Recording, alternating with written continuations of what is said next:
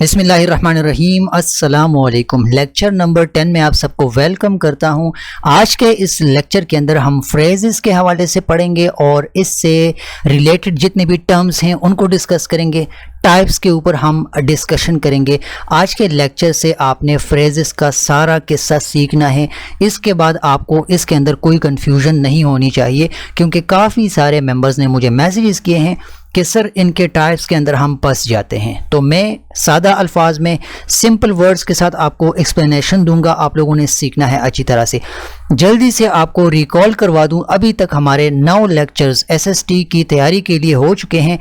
इन lectures के अंदर मैंने मिसलिनियस टॉपिक्स भी डिस्कस किए हैं और इंग्लिश ग्रामर से रिलेटेड काफ़ी सारे इंपॉर्टेंट टॉपिक्स भी डिस्कस किए हैं। तो मैंने एक चीज़ नोट की है कि यहाँ पर जितने मेंबर्स हैं उनमें कुछ मेंबर्स लेक्चर्स को टाइम देते हैं, बाकी नहीं देते। आपके पैसे मेरे जेब तक आ चुके हैं और मैंने 1-2 दिन के अंदर इस पर अच्छा ज़बरदस्त किस्म का मोबाइल लेना है। बाकी आपने पढ़ना है, पढ़े, नहीं पढ़ना आपकी अपनी मर्ज़ी है।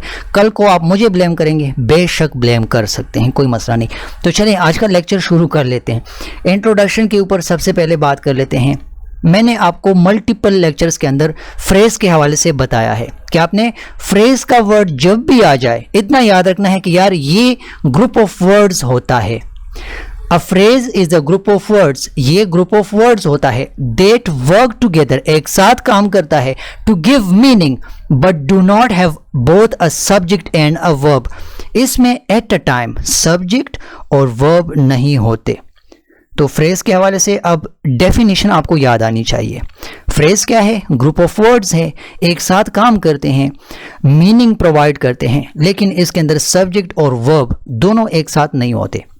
A phrase can act like a noun, किसी नाउन की तरह काम कर सकता है, फंक्शन कर सकता है। एडजेक्टिव के तौर पे काम कर सकता है, एडवर्ब के तौर पे काम कर सकता है, या फिर कोई और पार्ट ऑफ स्पीच के तौर पर ये फंक्शन कर सकता है। कनेक्ट उसकी तरह काम कर सकता है। It adds detail and description, phrase क्या करता है? ये डिटेल या फिर डिस्क्रिप्शन को एड करता है, प्रोवाइड करता है, but it can not form A complete sentence on its own. लेकिन इसमें ये बात आपने याद रखनी है कि ये डिटेल या डिस्क्रिप्शन को तो प्रोवाइड करता है, उसको एड करता है साथ में, लेकिन कंप्लीट मीनिंग, सेंटेंस का जो कंप्लीट फॉर्म होता है वो हमें प्रोवाइड नहीं करता अकेले। ठीक है, अच्छा एग्जांपल्स देख ले। इन द पार्क, अब ये एक प्रेपोजिशनल फ्रेज है। नीचे टाइप्स के ऊपर आएंगे, बस आपने सिर्फ इतना याद रखना है एग्जांपल के लिए। A tall boy noun phrase है, तो ये फ्रेजेस के एग्जांपल है। देखिए, in first, the second, park third. अब ये 3 वर्ड्स का एक ग्रुप है। इसी तरह नीचे अ टॉल बॉय 3 वर्ड्स का एक ग्रुप है। तो ये फ्रेजेस हैं, ये फ्रेजेस के एग्जांपल्स हैं। ये आपने याद रखना है। Neither phrase has a complete subject plus verb. ठीक है, फ्रेज के अंदर मैंने आपको बताया दोनों एक साथ नहीं होते। ठीक है, कोई एक होगा। ठीक है, इस चीज़ को आपने याद रखना है। अब इसके टाइप्स के ऊपर बात कर लेते हैं। सबसे पहले हमारे साथ आता है नाउन फ्रेज। इसके ऊपर अच्छे खासे एमसीक्यूज आपने कॉम्पिटिटिव एग्जाम्स के अंदर देखे होंगे। इंग्लिश सेक्शन के अंदर इससे रिलेटेड एमसीक्यूज कंफर्म आपके पेपर में आएंगे, एसएसटीज के अंदर भी। नाउन फ्रेज को आज आपने अच्छी तरह से सीखना है। A phrase that functions as a noun in a sentence. Noun phrase क्या होता है? ग्रुप ऑफ वर्ड्स जो कुल मिला के नाउन की तरह फंक्शन करे, नाउन की तरह काम करे। सिंपल सी बात है। It usually has a noun headword with modifiers. इसके साथ आमतौर पर नाउन का होना लाजमी होता है। अच्छा एग्जांपल्स देख लें, आपको इजीली समझ में आ जाएगा। The black dog barked loudly. यहां पर ये जो इटैलिक फॉर्म में लिखा है द ब्लैक डॉग, यहाँ पर क्या है? ये एक नाउन फ्रेज है और एज अ सब्जेक्ट यहाँ पर फंक्शन कर रहा है। मैं यहाँ पर सिर्फ डॉग को एज अ सब्जेक्ट कंसिडर नहीं करूँगा, क्योंकि ये बाकी जो डिटेल्स यहाँ पर है, फ्रेज जो डिटेल्स ऐड कर रहा है, ये मेरे साथ एक नाउन फ्रेज है, as a subject as a whole काम कर रहा है।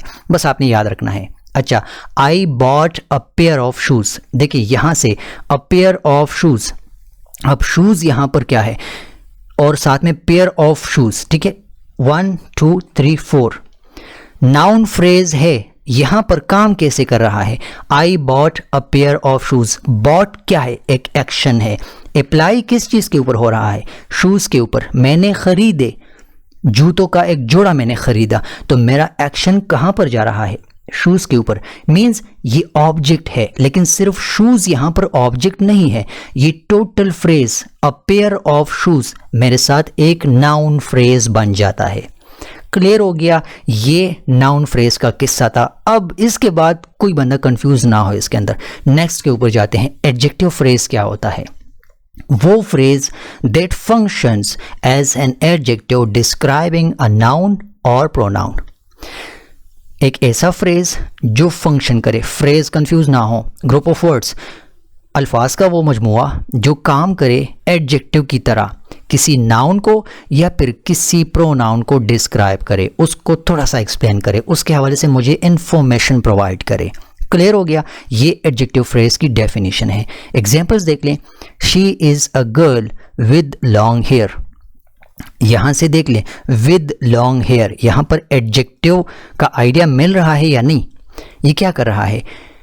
शी कोई लड़की है, गर्ल कोई लड़की है, उसके हवाले से मुझे डिस्क्रिप्शन मिल रही है। विद लॉन्ग हेयर ये एक एडजेक्टिव फ्रेज है, क्योंकि ये यहां पर तारीफ बयान कर रहा है। किसी चीज के हवाले से, किसी नाउन प्रोनाउन के हवाले से मुझे इन्फॉर्म कर रहा है। विद लॉन्ग हेयर, लंबे बालों के साथ। क्लियर हो गया? The house made of would, यहां पर मेड ऑफ वुड के ऊपर थोड़ा सा गौर कर लें। इज वेरी ओल्ड, यहां पर मेड ऑफ वुड ये क्या है? एक एडजेक्टिव फ्रेज है।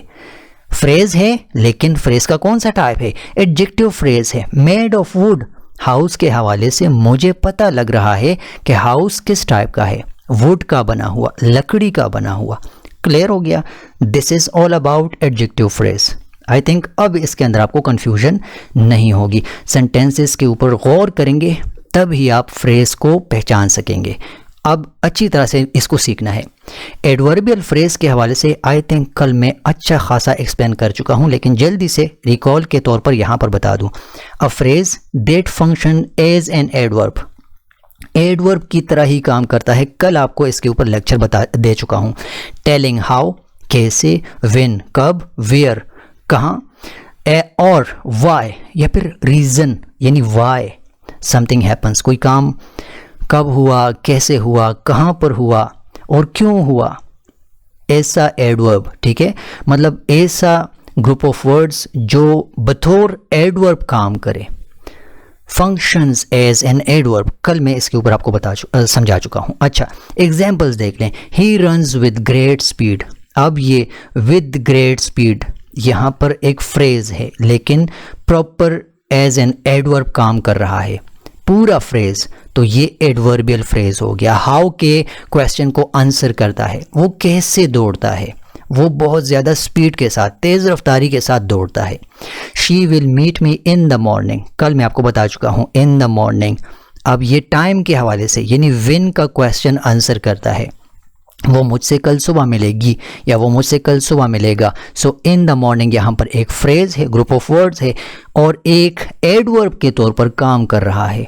सो ये एक एडवर्बियल फ्रेज बन गया। इसी तरह दे वॉक्ड थ्रू द फॉरेस्ट, कल ये एग्जाम्पल भी मैं दे चुका हूँ। यहाँ पर वेयर, वो कहाँ पर है। सो दे वॉक्ड थ्रू द फॉरेस्ट, जंगल से होते हुए या जंगल में। ठीक है, यहाँ पर ये पूरा एक फ्रेज है और एज एन एडवर्ब काम कर रहा है और मुझे वेयर के हवाले से इंफॉर्मेशन प्रोवाइड कर रहा है। सो it means it is an adverbial phrase. Clear हो गया? अब इसमें कंफ्यूज नहीं होना, कल इसके ऊपर अच्छा खासा लेक्चर दे चुका हूँ। अच्छा, प्रेपोजिशनल फ्रेज क्या चीज़ है? अ फ्रेज, ठीक है, group of words that begins with a preposition and ends with the object of the preposition। अब ये ना कहना कि object of the preposition यानी preposition का object क्या होता है, इसके ऊपर मैं लेक्चर दे चुका हूँ। 9 लेक्चर्स के अंदर लेक्चर पढ़ा हुआ है। अ फ्रेज एक ऐसा phrase that begins with a preposition जो एक preposition से स्टार्ट हो और ख़त्म किस चीज़ पे हो? preposition के object के ऊपर ख़त्म हो। अब यहाँ पर आपने पहचानना है इस सेंटेंस के अंदर the cat is under, preposition से स्टार्ट हुआ, अंडर द टेबल, ये टेबल क्या है, यहां पर इसका ऑब्जेक्ट है या नहीं, प्रेपोजिशन अंडर द टेबल, ठीक है। टेबल यहां पर इस अंडर का एक ऑब्जेक्ट है, प्रेपोजिशन से स्टार्ट हुआ और ख़त्म कहाँ पे हुआ, उसके ऑब्जेक्ट के ऊपर। वो प्रेपोजिशन कहाँ पर अप्लाई हो रहा है, क्लियर हो गया। The cat is under the table, so as a whole under the table मेरे साथ एक प्रेपोजिशनल फ्रेज है, क्लियर हो गया। We sat on the bench, on the bench, अब ऑन यहां पर एक प्रेपोजिशन है और ये ख़त्म कहाँ पे हुआ, प्रेपोजिशन का जो ऑब्जेक्ट है, यानी प्रेपोजिशन अप्लाई किस चीज़ के ऊपर हो रहा है, बेंच के ऊपर। इट मीन्स ये एज अ होल यहां से यहां तक एक प्रेपोजिशनल फ्रेज है, क्लियर हो गया। Prepositional phrases can act as an adjectives और एडवर्ब्स, वो यहां सेंटेंस से आपको पता लग जाता है। कभी कभी ये एडजेक्टिव के तौर पर भी काम करता है प्रेपोजिशनल फ्रेज, और कभी कभी एडवर्ब्स के तौर पर भी फंक्शन करता है, उसके तौर पर भी काम करता है। जेरंड फ्रेज को अब हमने पहचानना है। जेरंड फ्रेज क्या है, a phrase beginning with a gerund, यानी वर्ब प्लस आईएनजी। अब जेरंड का ना पूछना कि ये क्या है, अच्छा खासा इसके ऊपर लेक्चर और एमसीक्यूज दे चुका हूँ। एक ऐसा फ्रेज जो स्टार्ट हो जेरंड से, यानी वर्ब का जो आईएनजी वाला फॉर्म होता है, वॉकिंग, गोइंग, स्विमिंग, एंजॉइंग वगैरह वगैरह वगैरह, that functions as a noun, जो कि totally as a noun function करे, एज अ नाउन काम करे। अब देखें, swimming in the river is fun, यहाँ पर ये एक सब्जेक्ट है, ठीक है। स्विमिंग एक जेरंड है या नहीं है, और इन द रिवर ये एक, यानी यहाँ से यहाँ तक ये जो फ्रेज़ है, ये जो ग्रुप ऑफ वर्ड्स है, ये जेरंड फ्रेज़ हैं, क्योंकि इसके अंदर आईएनजी के साथ वर्ब लगा हुआ है। सो यहाँ पर एज अ सब्जेक्ट भी काम कर रहा है, टोटल फ्रेज़ यहाँ से यहाँ तक एज अ सब्जेक्ट भी काम कर रहा है, और ये एक जेरंड फ्रेज़ भी है, क्योंकि इसके अंदर स्विमिंग का ये जो वर्ड है जेरंड, ये ING plus base form of verb के साथ है, तो एज अ नाउन भी फंक्शन कर रहा है, क्लियर हो गया। अब इसको देख ले, शी एंजॉयज रीडिंग बुक्स, यहाँ पर रीडिंग बुक्स क्या है, रीडिंग मेरे साथ एक जेरंड है, वर्ब के साथ आईएनजी लगा हुआ है, और उसका जो फंक्शन है, इस लड़की का जो फंक्शन है एंजॉयमेंट, वो कहाँ पर अप्लाई हो रहा है, बुक्स के ऊपर। सो इस पूरे फ्रेज को हमने कैसे पहचानना है, ये एक जेरंड फ्रेज है, क्लियर हो गया। इसके ऊपर ईटा में अच्छे खासे एमसीक्यूज आए थे। नेक्स्ट के ऊपर जाते हैं, क्लियर हो गया। इन्फिनेटिव फ्रेज, इसमें आप लोग पता नहीं क्यों कंफ्यूज हो जाते हैं, देखें सीख लें। A phrase that starts with to plus base form of the verb, to play, ठीक हो गया, to read, to relax, base form का जो वर्ब है उसके साथ पहले से टू लगा हो, to plus base form of the verb and acts as a noun, as an adjective या फिर एडवर्ब। तो ऐसे फ्रेज को हम इन्फिनेटिव फ्रेज कहते हैं। इन्फिनेटिव फ्रेज भी मैं एक्सप्लेन कर चुका हूं, लेकिन अगेन यहाँ पर सुन ले, सीख ले। I like to play football, यहाँ पर to play football totally as a phrase काम कर रहा है, लेकिन इन्फिनेटिव क्यों है, क्योंकि टू फिर plus base form of the verb और फिर बाकी किस्सा, तो एज अ नाउन भी यहाँ पर काम कर रहा है, क्योंकि फुटबॉल एक नाउन है, क्लियर हो गया। टोटल फ्रेज यहाँ से यहाँ तक एक इन्फिनेटिव फ्रेज है, यहाँ पर एज अ होल नाउन का आइडिया भी मिल रहा है, और to plus base form of the verb वो सारा किस्सा है, तो इन्फिनेटिव फ्रेज इसी वजह से हम इसको कहते हैं। She has a book to read, to read को देख लें। अब टू रीड क्या है, एक एडजेक्टिव है, बुक के हवाले से मुझे इन्फॉर्म कर रहा है, या शी के हवाले से भी मुझे इन्फॉर्मेशन प्रोवाइड कर रहा है। ये क्या कर रही है, टू रीड, ठीक है, एडजेक्टिव के तौर पर भी काम कर रहा है, और to read to plus base form of the verb, so it means यहाँ से टू से रीड तक ये एक इन्फिनेटिव फ्रेज बन गया। He went to the park to relax, to relax को देख लें। अब ये एक एडवर्ब है, ठीक है, he went to the park to relax, यहाँ पर एज एन एडवर्ब काम कर रहा है। हमने यहाँ पर डेफिनेशन में पढ़ा, ये किसी नाउन के तौर पर भी काम करता है, किसी एडजेक्टिव के तौर पर भी काम कर सकता है या फिर किसी एडवर्ब के तौर पर भी काम कर सकता है। So to plus base form of the verb means infinitive phrase बन गया। अब इसके अंदर इसके बाद कोई कंफ्यूजन आपको नहीं होनी चाहिए। आगे जाते हैं। पार्टिसिपल फ्रेज क्या होता है, इसको सीख ले। अ फ्रेज एक group of words, beginning start होता है विद अ प्रेजेंट या फिर past participle, third form of verb जिसको बोलते हैं प्रेजेंट या फिर past participle that functions as an adjective. तो ऐसे फ्रेज को हम पार्टिसिपल फ्रेज कहते हैं। एक ऐसा फ्रेज जो प्रेजेंट या फिर पास्ट पार्टिसिपल से, प्रेजेंट पार्टिसिपल से या फिर पास्ट पार्टिसिपल से स्टार्ट हो, ठीक है, और काम कैसे करे, एडजेक्टिव के तौर पर काम करे। एग्जाम्पल से समझ आएगा। The man walking on the road is my uncle. अब यहाँ पर वॉकिंग क्या है, प्रेजेंट कंटिन्यूअस है या नहीं, ING पार्टिसिपल है या नहीं, फिर क्या है, इसको अगर आप देख लें तो ये total the man walking on the road यहाँ से यहाँ तक पार्टिसिपल फ्रेज बन जाता है, क्योंकि इसके अंदर प्रेजेंट पार्टिसिपल का यूज़ हुआ है और ये टोटली एज एन एडजेक्टिव काम कर रहा है, क्योंकि मुझे उस आदमी के हवाले से पता लग रहा है कि वो क्या कर रहा है। वॉकिंग ऑन द रोड, वो बंदा या वो आदमी जो रोड पर जा रहा है, इज़ माई अंकल, जमातर दे, सही हुआ। अच्छा, built in 1990 the bridge is still strong. यहाँ पर क्या है, थर्ड फॉर्म ऑफ वर्ब है, पास्ट पार्टिसिपल है। तो टोटल यहाँ से यहाँ तक ये क्या हो गया, पार्टिसिपल फ्रेज हो गया। इतना याद रखना है कि प्रेजेंट कंटिन्यूस आ जाए या फिर पास्ट पार्टिसिपल, प्रेजेंट पार्टिसिपल आ जाए या फिर पास्ट पार्टिसिपल आ जाए, उस फ्रेज को हम पार्टिसिपल फ्रेज के तौर पर पहचानते हैं। क्लियर हो गया। एब्सोल्यूट फ्रेज को थोड़ा सा डिस्कस कर लेते हैं। A phrase that modifies the whole sentence, एक ऐसा फ्रेज जो टोटल सेंटेंस को चेंज करता है, नॉट जस्ट वन वर्ड, किसी एक लफ्ज को नहीं, किसी एक वर्ड को नहीं। It usually contains a noun plus participle, noun के साथ पार्टिसिपल आ जाता है यहाँ पर, तो ये टोटल सेंटेंस को चेंज करता है। अब इसको देख लें।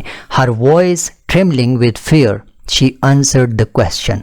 यहाँ पर हर से स्टार्ट ले लें और फियर तक आ जाएं, ठीक है। ये नाउन प्लस पार्टिसिपल भी है, her voice plus participle with fear she answered the question. तो ये टोटल यहाँ पर क्या है, ये टोटल यहाँ पर एब्सोल्यूट फ्रेज बन जाता है। एब्सोल्यूट फ्रेज टोटल सेंटेंस का जो फॉर्म होता है उसको चेंज करता है। A phrase that modifies the whole sentence, total sentence को मॉडिफाई करता है। She answered the question. अच्छा, the weather being fine we decided to go out. यहाँ से यहाँ तक इस पूरे को देख लें, ये टोटल सेंटेंस को मॉडिफाई करता है, क्योंकि we decided to go out, ये फैसला हमने क्यों लिया, इस वजह से ये इसका मॉडिफायर पार्ट है। यहाँ से फाइन तक, द वेदर, यहाँ से फाइन तक, the weather being fine, we decided to go out. यहाँ we decided to go out, ये फैसला हमने क्यों लिया, क्योंकि वेदर अच्छा था। क्लियर हो गया। सो इट मीन्स ये वाला जो फ्रेज है ये एब्सोल्यूट फ्रेज है, क्योंकि ये पूरे सेंटेंस को मॉडिफाई कर रहा है। क्लियर हो गया। अब आई थिंक ख़त्म हो गया सारा लेक्चर। ये समरी टेबल है, मैं थोड़ा सा इसको जूम आउट कर लूँ। अच्छा, समरी टेबल के अंदर अब आपने कंफ्यूज नहीं होना, पूरा जितना ऊपर लेक्चर मैंने आपको पढ़ाया वो यहीं पर मैंने सम अप किया हुआ है आपके लिए। नाउन फ्रेज को देख ले, साथ में फंक्शन को देख ले, साथ में एग्जाम्पल को देख ले, इसी तरह करते जाएं, एब्सोल्यूट फ्रेज तक आ जाए। Modifies the whole sentence, his hands shaking, he opened the letter. वो जो काम कर रहा है वो किस चीज़ के ऊपर इन्हिसार कर रहा है, किस चीज़ के ऊपर डिपेंड कर रहा है, हिज हैंड शेकिंग। ये हिज हैंड शेकिंग जो फ्रेज़ है यहाँ पर अभी मैंने आपको समझाया, ये क्या है, एब्सोल्यूट फ्रेज़ है, क्योंकि ये टोटल सेंटेंस को मॉडिफाई कर रहा है। अगर ये ना होता तो ये ही ओपन द लेटर साथ में एक सेंटेंस होता जो कि मॉडिफाइबल ना होता, कोई चीज़ नहीं होती इसके साथ, मॉडिफिकेशन कहाँ पे आती। So it is all about today's lecture number 10। इसके अंदर मैंने आपको फ्रेजेस का पूरा किस्सा, उसके पूरे टाइप्स पढ़ाए, एग्जाम्पल्स के साथ, सादा अल्फाज के साथ। आई थिंक आप लोगों को क्लियर हुआ होगा। अगर नहीं तो फिर मुझसे पूछ सकते हैं। कल आपको क्लॉजेस का सारा किस्सा पढ़ाऊंगा इंशाल्लाह। तो इंशाल्लाह कल फिर लेक्चर नंबर 11 में आपसे बात होगी, मुलाकात होगी। तब तक के लिए अपना ख्याल रखें। अस्सलामु अलैकुम व रहमतुल्लाहि व बरकातहू।